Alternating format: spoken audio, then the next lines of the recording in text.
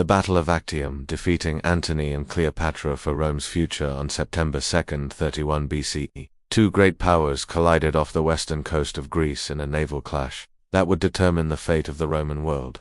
On one side, Octavian, the ambitious heir of Julius Caesar; on the other, Mark Antony and Cleopatra, a powerful political and romantic alliance determined to carve out a new future from the ashes of the Roman Republic. What happened at the Battle of Actium was more than just a military victory. It was the decisive moment that cleared the path for the Roman Empire and forever altered the course of Western civilization. The road to war. Rome divided. Following Julius Caesar's assassination in 44 BCE, Rome descended into chaos. Though his murderers were defeated, the power struggle continued. Caesar's heir, Octavian, initially allied with Mark Antony and Lepidus in the Second Triumvirate. Together, they eliminated their enemies and divided the empire among themselves. But ambition, rivalry, and personal resentment soon tore the alliance apart. Antony, stationed in the east, fell in love with Cleopatra VII, the powerful queen of Egypt. Their union, both romantic and political, was viewed with deep suspicion in Rome. Antony even declared Caesarion, Cleopatra's son by Julius Caesar, as the rightful heir of Caesar, directly challenging Octavian's legitimacy. In a masterstroke of propaganda, Octavian painted Antony as a traitor corrupted by Eastern luxury and Cleopatra's influence.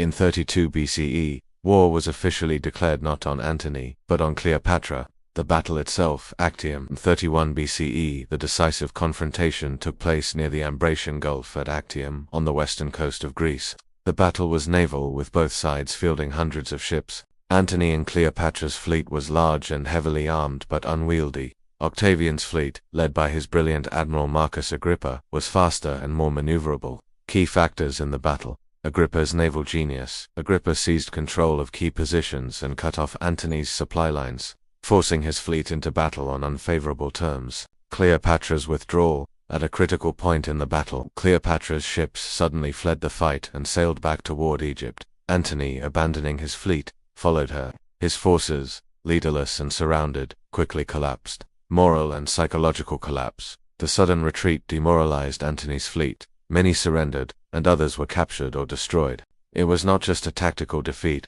it was a total collapse of Antony and Cleopatra's ambitions. Aftermath. The end of an era following the defeat. Antony and Cleopatra fled to Egypt. Just 1 year later, as Octavian's forces closed in, both committed suicide, Antony by falling on his sword, Cleopatra by the bite of a venomous asp, according to legend. With their deaths, Octavian emerged as the sole ruler of Rome. Egypt was annexed as a Roman province. Caesarion, the son of Cleopatra and Julius Caesar, was executed, removing any rival claim to power. Octavian returned to Rome as a victorious savior, celebrated with grand triumphs. In 27 BCE, he took the title Augustus, becoming the first emperor of Rome. Why Actium mattered. The Battle of Actium wasn't just the end of a civil war, it was the death knell of the Roman Republic and the birth of the Roman Empire.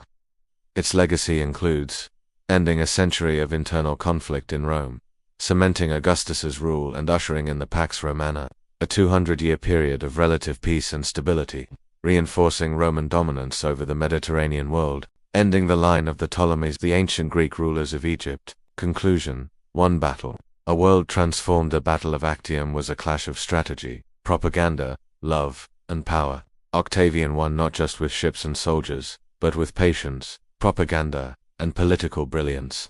Antony and Cleopatra's fall was dramatic and tragic, but it cleared the stage for a new Roman order. From the waters of Actium rose an empire that would endure for centuries.